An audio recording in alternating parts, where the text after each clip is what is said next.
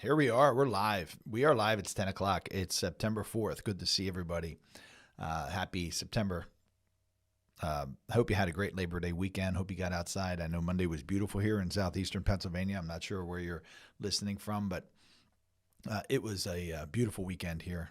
But all right, let's move into it. So it was a busy week. It was kind of a crazy day yesterday. I was in a meeting with a client, and just before the close of the market, and we were talking about volatility. He said, "Wait till you see what happened since we've been talking." For the at the end of the day. So lots going on in the market. But let's talk about a few things today in our financial focus. We're going to talk about the number one retirement planning mistake that I've seen over my 23 years. So I've been doing this now for 23 years. It's hard to believe. And I've been a certified financial planner since 2012. And I'm here to tell you that there's one thing, in my opinion, that derails retirement plans more than anything. And we're going to talk about that in our financial focus. So you'll see that at the end of the webinar today.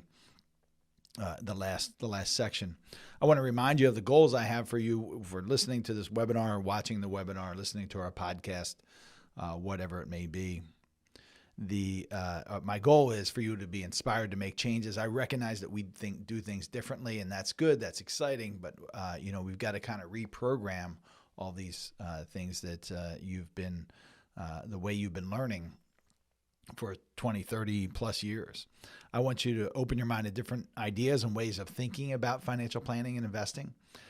Stay educated so you feel confident in the plan that you've put together with, on your own or with help, and stay updated. Listen to these webinars, the podcasts, to stay updated on things. We're going to do a section today in the Slott, in our Slott updates, and there's just so much out there with the final regulations from the Secure Act that were just released now about a month and a half, maybe 2 months ago. Just so much material and new requirements and regulations, some of them positive. So stay updated so you can make adjustments along the way. So we have many things coming up. I talked to you about our podcast that launched just about a month ago or so. So that's steadily growing, and that's exciting. We've got we had David McKnight last week. So actually not last week. I was on vacation last week, but the week before we had David McKnight in a shared broadcast, and we talked about how to find the best life insurance for you, right? So we gave you the tools to what to look for and what to avoid when you're choosing a life insurance retirement plan, as Dave calls it, or a cash value life insurance policy to fit in your retirement plan if that works for you. And it may not work for you. Everybody's different, and that's why I always talk about use these videos that you get from us, the information from the podcast, as education, not advice. And that's very important. But you can go back, and if you haven't seen that video, or if you didn't join us live, then you can go back and look at that recording with David McKnight. What we have upcoming is very exciting too. We have a Changing World of Retirement Planning class starting live at Holy Family University, right down the street from us. We're kind of right across the street, starting on Thursday. So this Thursday, September 5th, tomorrow. We have 2 Thursday classes. It's 6 hours of instruction. So 2 Thursday classes, the 5th and the 12th. And that series is full. We can't take another body in that class series, but we do have seats in the Tuesday series. So September 10th, and 17th. September 10th and 17th, we still have some room. Probably have about 10 more people we can take in that class. But that's a great class. I've been teaching that now since 2017, and it's my favorite. September 25th, we have Thomas Byelich joining us from Cornerstone Portfolio Research, and Thomas heads our investment group, and we're going to be talking about general investment information. It won't be a clients only webinar, so it's not going to be as specific as they are when we're talking about different securities specifically, but we're going to have Thomas Byelich join us on this broadcast time, so 10 a.m. on September 25th. And we've got some other guests coming up as well, and I'll let you know when we get them booked. All right, let's get into the Slott report and the mailbag. Sorry, I'm just trying to find my cursor here. So I'm going to share my screen here. There we go. And this is an example of what I was just talking about. So these aggregation rules that were part of the final regulation that came out of the Secure Act regulation. So this is something to pay attention to. So the title of this is New IRA Aggregation Rule when doing a rollover in an RMD year. So if you're just listening to us on YouTube or the podcast, you may want to visit the video and read along with us. I'm showing my screen with the report that came out of the Slott group. So this is from Ian Berger, and Ian writes, if you have multiple traditional IRAs and want to do a 60-day rollover or Roth conversion in a year when a required minimum distribution or RMD is due, the IRS has a surprise for you. RMDs from multiple traditional IRAs and SEP and simple IRAs can be aggregated and paid from any one or more of those IRAs. But what if you have multiple IRAs and want to do a rollover or a Roth conversion of one or more of those IRAs during a year when a RMD is due? The first dollars distributed out of an IRA or plan during an RMD year are considered to be RMDs. In addition, RMDs cannot be rolled over, also cannot be converted. But how do these rules apply if the amount you take out from an IRA is more than the RMD due for that IRA for the year? Before the IRS issued proposed RMD regulations in 2022, you could take out just the RMD due from that IRA and then roll over or convert the rest. In other words, it wasn't necessary to withdraw the total RMDs due from all of your IRAs that year before being able to do a rollover. You only needed to satisfy the RMD for that particular IRA. But the 2022 proposed regulations established a new rule, and the IRS just confirmed the new rule in its final regulations. This new rule says that if you have multiple IRAs, all the RMDs due from each of your IRAs in a calendar year must be satisfied before you can do a rollover or Roth conversion of any IRAs during that year. By contrast, you don't have to take RMDs first if you do a direct transfer from one traditional IRA to another traditional IRA instead of a 60-day rollover or a conversion. So I know it gets confusing, folks.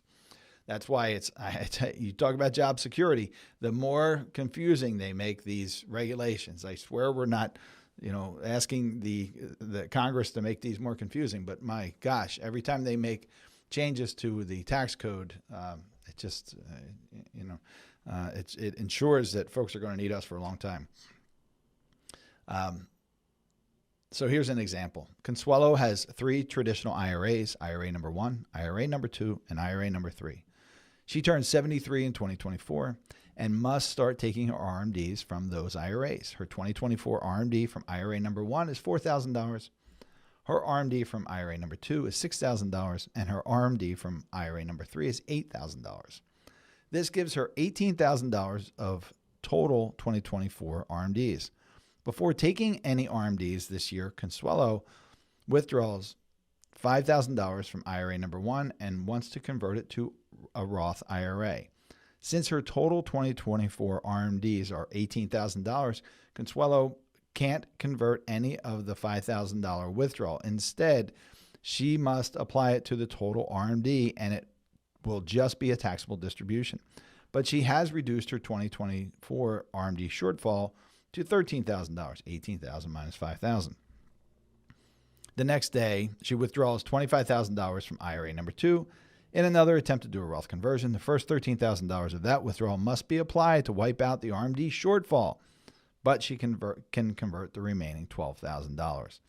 So this has a real world application. Well, of course it does, because there's plenty of people who are 73 years old and who also are doing Roth conversions. But it is not something that's uncommon for us to see.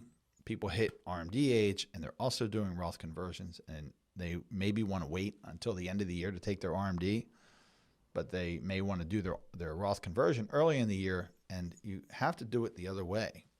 You have to do it that way because that's what the rules say. So if you want to convert $100,000 and you have a $25,000 RMD, and you move that $100,000 over to your Roth, you're going to have to pull that money back and have a distribution done for that $25,000. And so, it's still going to be taxed. It's a taxable distribution, but it's not going to be able to be in your Roth IRA because you can't convert an RMD. You also can't roll over an RMD.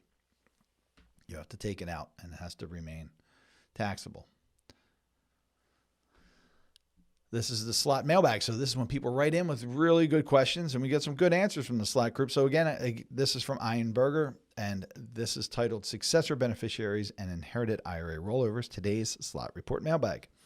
So the first question is, under IRS rules, if I am currently receiving required minimum distributions and die today, my non-spouse beneficiary has 10 years to pay out my IRA. If that beneficiary dies 5 years later, in August 2029, for example, does the successor beneficiary have 5 years to continue to pay out RMDs, or does the 10-year period restart? And that's from Anne-Marie. The answer is, hi, Anne-Marie. The Secure Act says that your beneficiary, assuming he is not an eligible designated beneficiary, must empty your inherited IRA by the end of the 10th year following the year of death. Your beneficiary must also take annual RMDs during years 1 through 9 of the 10-year period. And that's specific to this case. If your beneficiary dies before the end of the 10 years, the successor beneficiary is subject to the same 10-year period as the original beneficiary. No restart. Annual RMDs must be continued during the remaining 5 years by the successor. So I pointed out that in this case, there are RMDs required because there are times when there are not RMDs required. So if the person who died had not reached his or her required beginning date, not even if they've turned 73, they may have turned 73, but if they haven't triggered their required beginning date, which is April 1st following the year that you turn 73, then no RMDs are required for that inherited IRA. They're required if you're still alive, but if you die before your required beginning date, then no RMDs are required during that 10-year period, just that final required minimum distribution in that 10th year following the year that you pass. But if you've passed April 1st, now it's April 2nd, and you turned 73 last year, it's a different story. Your heirs, if it's a non-eligible designated beneficiary, they must take RMDs during that 10-year period. So that was part of the proposed regulations from the Secure Act, but now that's locked in, folks. So we have our final regulations, and that's locked in. So here's our next one. The question is, hello, we have a client with an inherited IRA subject to the 10-year rule. The client has some short-term expenses. According to the custodian, we can do a 60-day rollover back into his own traditional IRA from funds original distributed from the inherited traditional IRA. However, I'm questioning this. Can you provide some insight? So that's crazy, first of all. And this is where you've got to, you can't rely on, so what's the custodian? So when they talk about the custodian here, it reads, the custodian says we can do this. According to the custodian, we can take this and roll it back into their own IRA. This is an inherited IRA. So a custodian is someone like Fidelity or Charles Schwab or Vanguard or any number of folks that are going to hold your funds. And there are processes that they have, and they got somebody on the phone who clearly doesn't know what they're doing because they don't specialize in these things, who says, oh, no problem, we can just roll that back into your own IRA. Well, that would be a real problem. So what's the answer to this? The answer is, hi, Matt, it was smart of you to question this. The general rule is that a distribution from an inherited IRA may not be rolled over to the beneficiary's own IRA. The only exception is for a surviving spouse beneficiary. So in this case, this was not a surviving spouse. I don't think that was in the fact. No, because they're subject to the 10-year rule. So would not be an eligible designated beneficiary. So certainly not a surviving spouse, and even if it's an eligible designated beneficiary, only the surviving spouse can treat that inherited IRA as his or her own. So what would have happened in that case if the custodian would have moved it back or moved it into an individual's IRA? It would have been caught at some point, whether by the custodian, an audit, an internal audit or an IRS audit, and then all that money would have been taxable. And there'd be penalties that apply. So great information, as always, from the Slott Group. And again, it's just getting a lot more difficult every year that we move forward. All right, let's talk a bit about the markets. So let's talk first about what happened at the end of the week, by the end of the week last week. So it may not feel like it today, but the markets closed higher last week. Generally, that Dow Jones Industrial Average was up 0.94% for a total of 10.28% year to date. So this is as of the close of business Friday. So what was that? That was August 30th. The S&P 500 was up 0.24%. Year to date, 18.42. The NASDAQ was down almost 1%, 0.92%, still with a positive return of 18% for the year. The S&P Mid-Cap 400 was down also 0.14%, still positive 11.14%. And the Russell 2000, which is smaller companies, was down 0.05%, still positive 9.4%. Bonds were down. So the Bloomberg U.S. Aggregate Bond Index was down 0.51%, just positive at 3.07 for the year. Around the world, many indices were positive. So really not a bad week, all in all. We'll have to see, the shakeout yesterday that we saw as I was reading this morning seems to be investor fears about a recession. And I think that's those fears are valid, of course, and there's things that you want to do to make sure that you've set your foundation, because we're overdue for a recession. We all know that. We're getting some good numbers. We have jobs numbers that came in at 10. I don't see any headlines of what that came in at, but I think the Fed's going to cut rates this month as expected, and we're going to have some kind of landing. I'm not sure how soft it's going to be, but it's likely to be a softer type of landing. So that means that we're not going to get a terrible shock to our economy. But listen, we're overdue for a recession, and I always use that rubber band analogy. When you stretch out the rubber band very far, it snaps back and stings you more, right? So we're stretching that rubber band pretty far, and that's we're, like I said, we're really overdue for that recession. So what do our internal analysts here say? We looked at the monthly market, and they talked about August. So August started out with an injection of fear, they write, but investors were calmed and heartened by the near certain rate cut coming from the Federal Reserve. And that's true. That did a lot to calm people down. The Fed is highly likely to cut rates in September, but investors are forward-looking and will be looking for signs of further cuts and to what degree economic growth is slowing.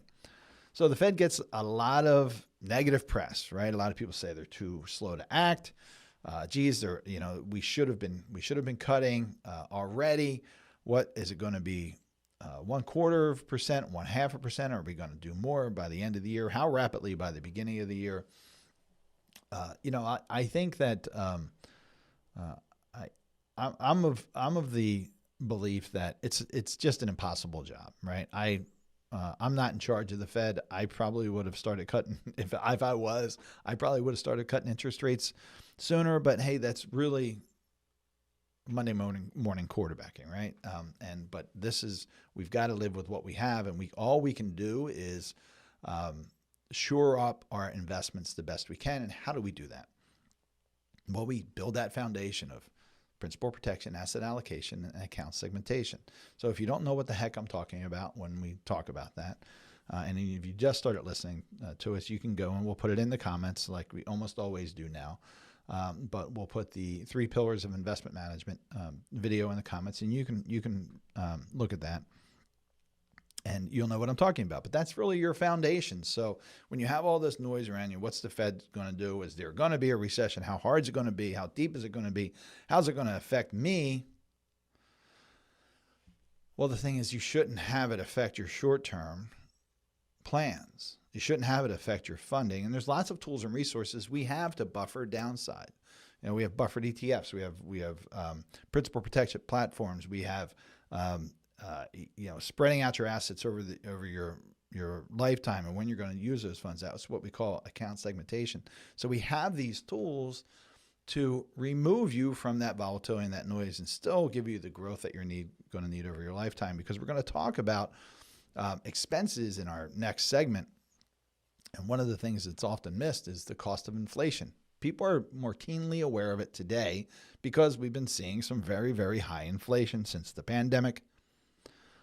But prior to 2020, you just couldn't convince anybody that inflation was meaningful.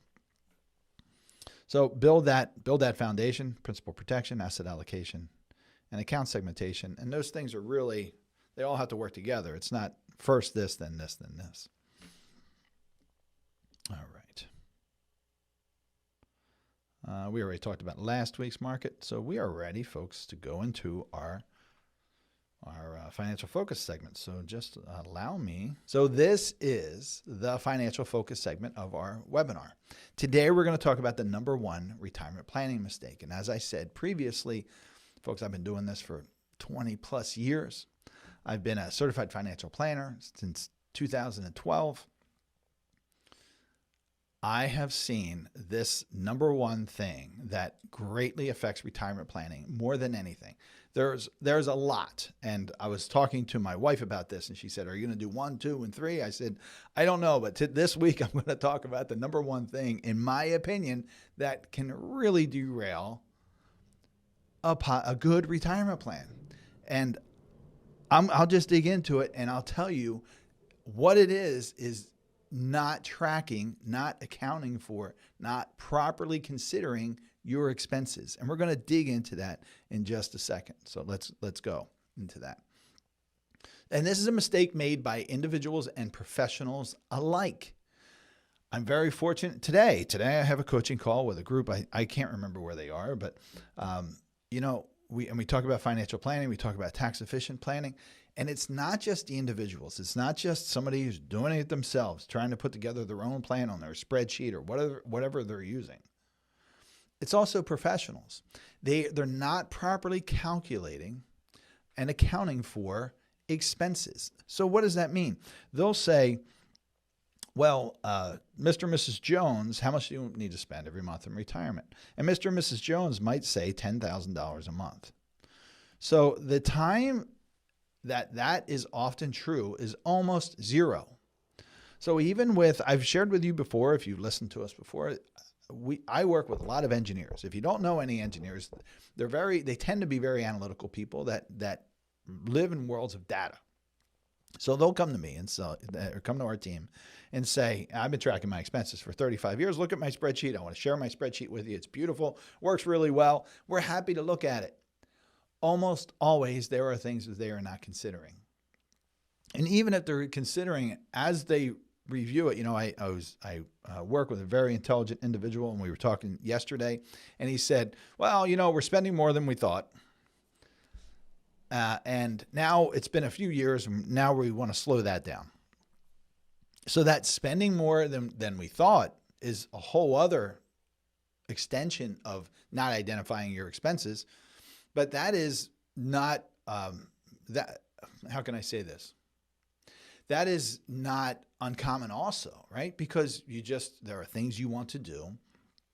And even though you're planning for $10,000 a month, and even if your number really is, and we dig in and your number really is $10,000 a month, well, in the first few years, you might be spending an extra $20,000 or $30,000 a year just in things you want to do. We'll talk more about that. But the number one issue is, and number one in steps, not number one in priority, is you've got to identify the true expenses, because very rarely and almost never is it just that stated expense. Because when somebody's saying, "Oh, geez, I want to spend $10,000 a month," that's typically on the top of the head, or maybe just a back of the envelope expense number. But most financial planners and most financial advisors take that number and they put it into their software and they say, "Okay, using that number, these are your projections." And then your plan has failed from the beginning. It's faulty from the beginning, because just like we talked about your investment foundation, your planning foundation has to be there. And if your stated amount that you want to spend in retirement is $10,000, but it's truly $12,000, you're starting off in the hole already. So how do you overcome that? This is a worksheet that we've put together. So every one of our clients gets this in the beginning of our relationship and every single year. And this is a spreadsheet that started, it was much different when it started, but it's evolved over time. And you'll see things on there that we've just added in, and many things people don't fill out, but many things people do.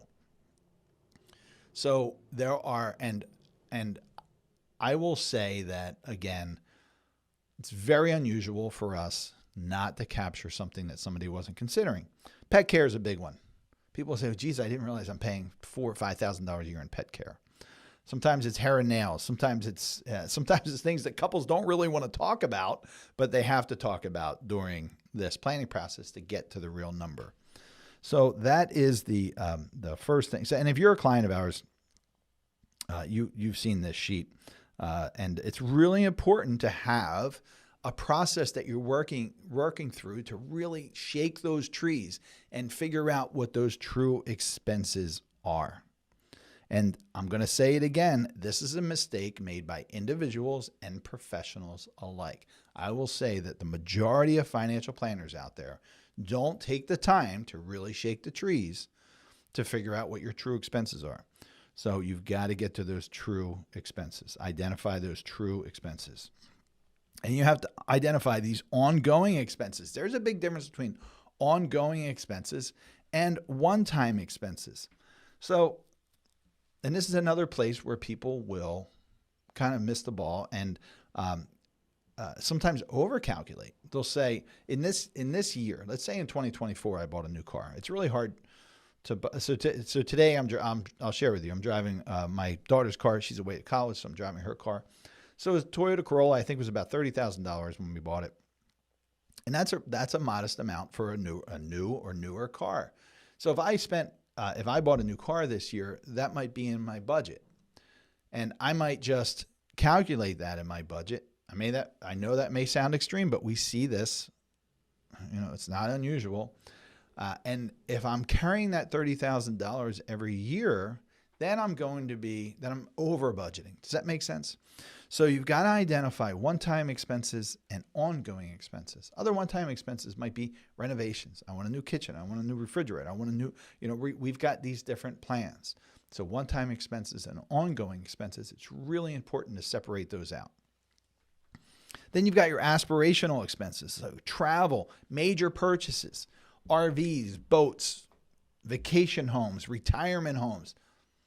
You've got to flesh these things out, because if these are things that if you're going back to that $10,000 a month and saying, well, that's about what I need.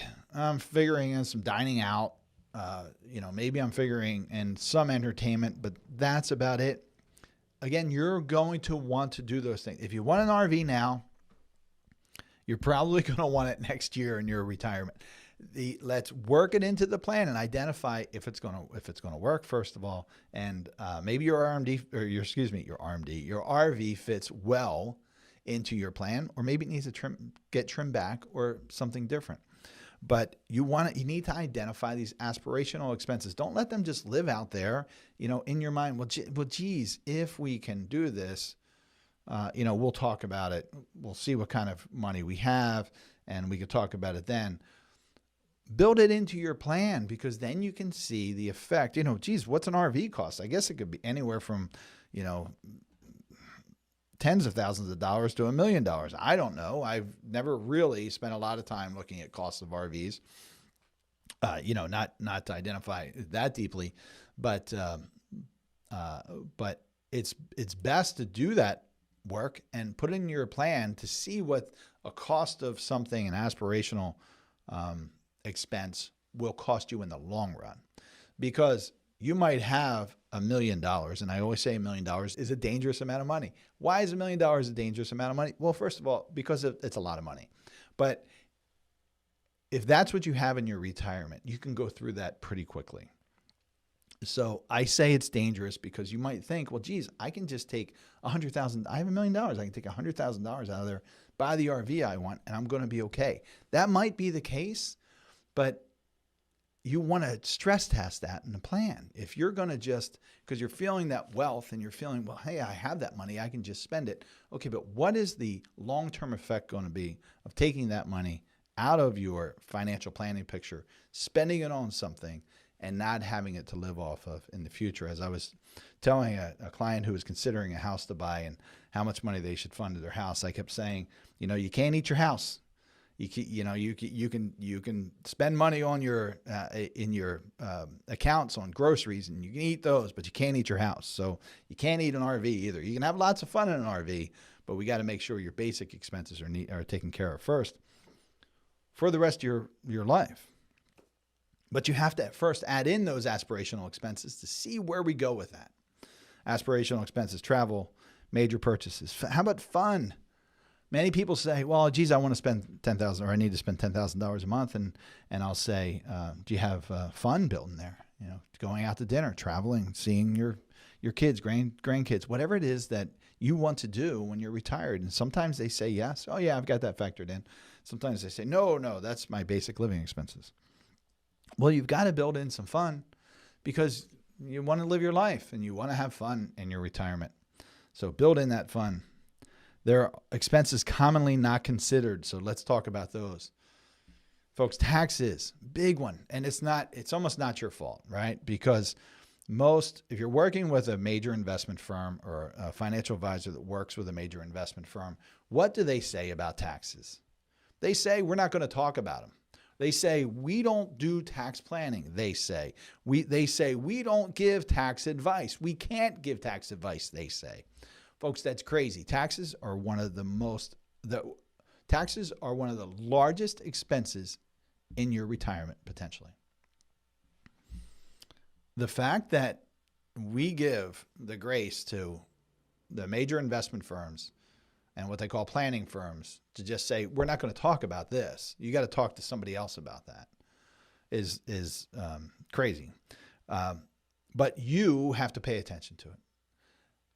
We're talking about capital gains tax. That's money that comes out of your taxable bucket. Remember the buckets, and we'll include the tax categories video in the description here. But your buckets. Capital gains comes out of your taxable buckets. You're going to treat those taxes differently, and they are treated differently than your ordinary income taxes that come out of your retirement, your traditional IRA buckets.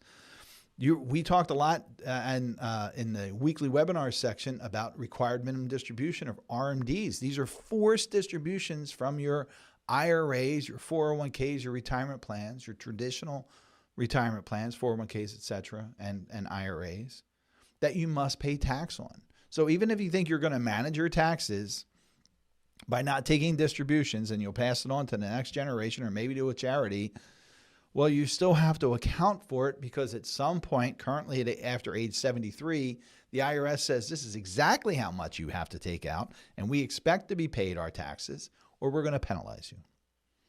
And it could be up to 25% of what you should have taken out. So you have to pay attention to that. Many people don't consider tax on Social Security.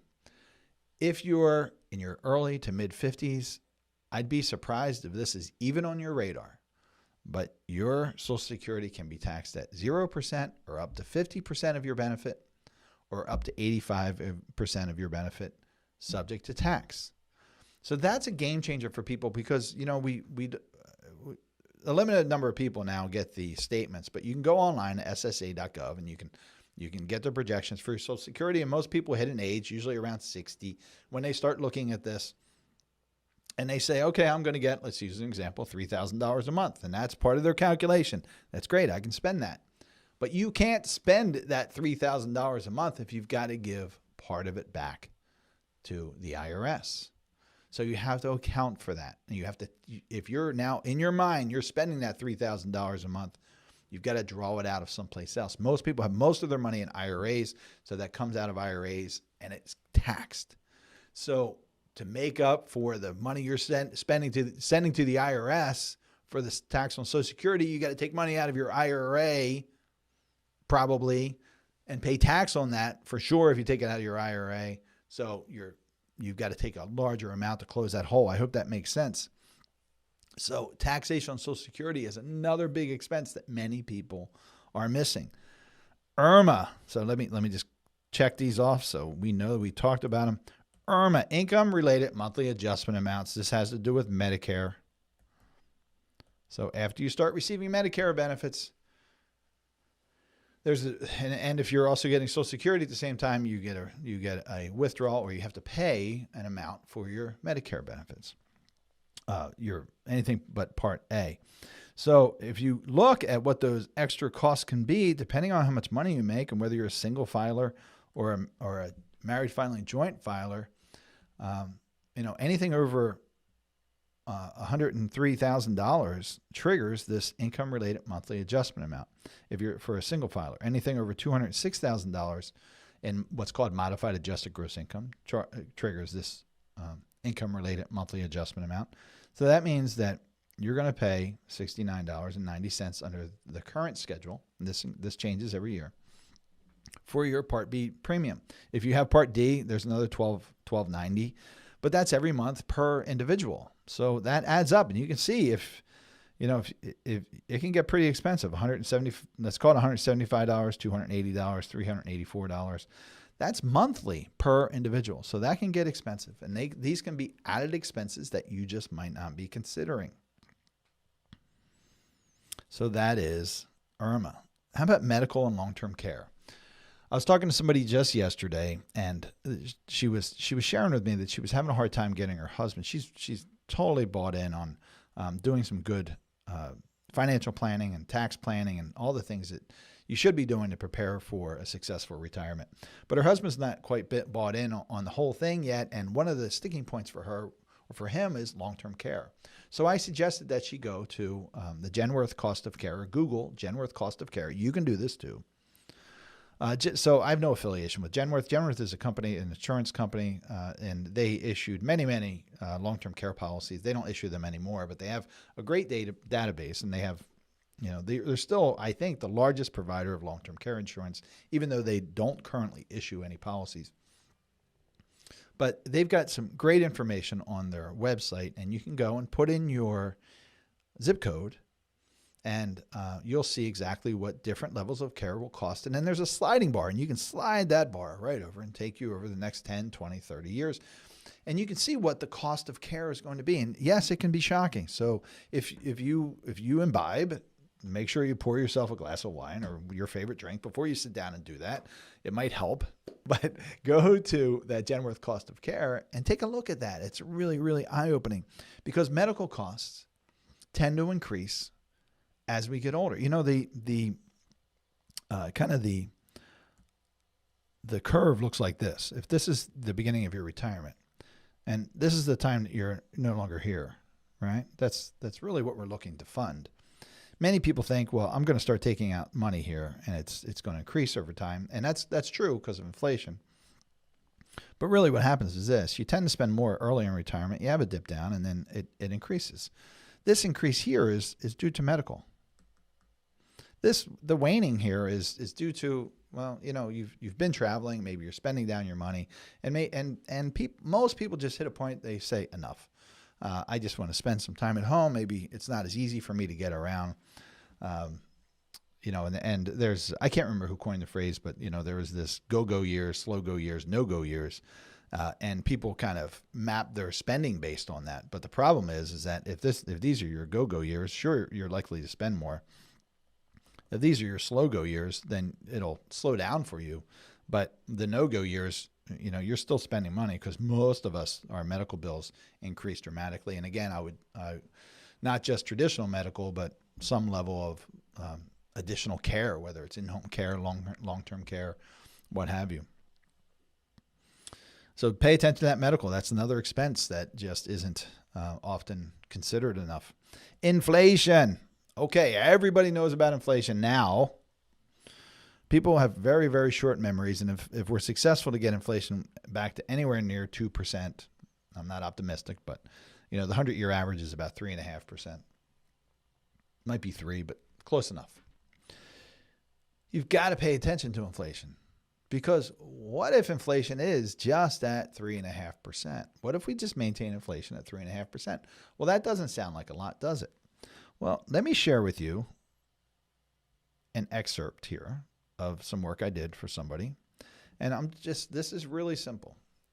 And we can just pay attention to, we can just forget these columns. They're the same. They repeat it, but they repeat it for a different reason. But today we're just going to focus on this. If you're 65 and 66 years old, and if that number is true, $10,000 a month is what you need to spend during retirement. If we just inflate that at 3.5%, by the time you're 74 and 75, that number grows to $156,573. So just to keep pace with the same bread, food, everything that you want to, your gas, your spending, all those things. Just to keep pace with all of that, you're spending $156,000 a year to keep pace with $120,000 a year. That's inflation, folks. So that's now go out another 10 years. So now you're 20 here, 84 and 85, and you might say, well, geez, I'm not gonna be doing much at 84 and 85. I'm not gonna be traveling, so I won't need to spend as much money. If your basic expenses are $10,000 a year in this example, that $120,000 has now grown. The need has grown to $210,000. So that's usually where people their eyes open and they say, "Wow, that really adds up." So if you ask any 85-year-old today what their expenses were like in 20 years ago, they're going to give you all kinds of tales of how things were so much cheaper and how they were able to live off of much, much less. Well, we have to look, as planners, we have to look forward and see that. Now, I'll say that most planners do that. They'll factor in some kind of inflation rate. Individuals don't do it as well, typically, because it's hard to grasp. It's really hard to wrap your mind around it.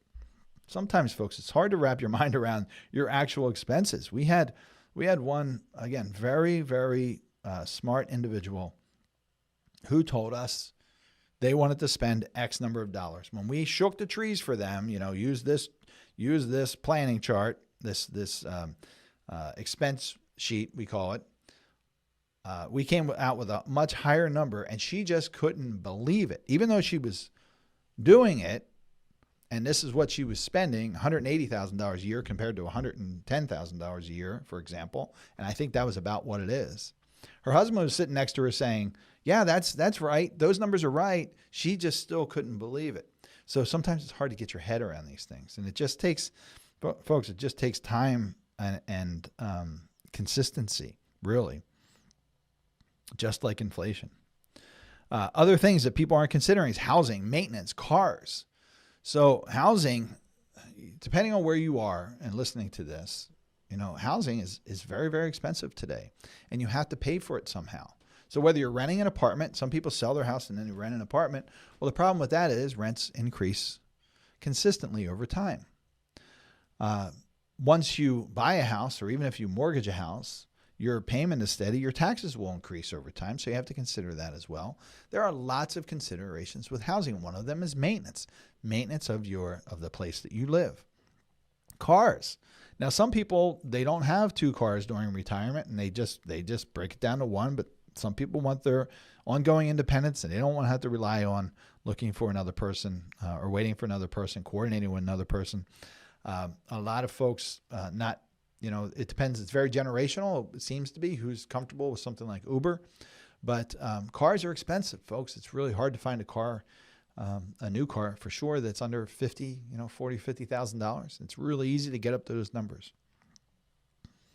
And what's not on here, and I'm going to add, is one of the other issues is that people don't review and you, Ole, every year you should review this.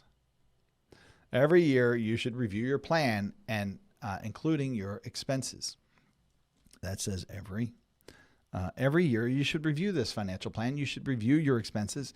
And yeah, folks, you should go through this exercise. So we do this with our clients, even though we've gone through this again. They get a brand new spreadsheet. We include their sheet that they did last year. But we go through, and this is where it gets really interesting.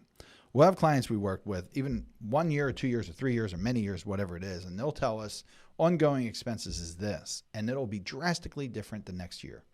Sometimes higher, sometimes lower, many times more expensive. But if you just set it in 2024 and you think it's going to ride and it's not going to change, you're going to be completely wrong. And the longer you let it go, the deeper that variation is going to get and the more risk you're going to have in the success of your plan. So you have to go through this process every year. Identify those expenses every year. Folks, that is the number one thing that I see that works to derail a retirement plan. And that is not truly identifying those expenses, all the different categories of expenses that I talked about. If you start off with that faulty foundation of I need to spend X number of dollars, and that amount is truly $2,000, $3,000, $4,000, $5,000 more a month or a year even, then that your financial plan is flawed from the beginning. And unfortunately, it's probably going to look good for a little while, maybe even 3 years or more, depending on what's going on. But eventually, it's going to show its cracks, and it may be past the point of no return. So make sure you don't make that mistake. That's the number one retirement mistake, in my opinion. Retirement planning mistake, not identifying the expenses. So that's the program for today. I hope it was helpful. I'm really looking forward to seeing you next week. We're going to have a whole new set of weekly webinar, and we're going to have a whole new financial focus. If you're not already a subscriber, hit that subscribe, like, and notification buttons. And if you need to reach out to me, you can do so at questions@attleboroughwealth.com. That's questions@attleboroughwealth.com. You can schedule time with us or with me on our website, and that's attleboroughwealth.com. Or if you can't find time on the digital calendar, you can reach out to us at questions@attleboroughwealth.com, and we'll schedule a 15-minute consultation. I hope that was helpful, and we'll see you next week. Take care.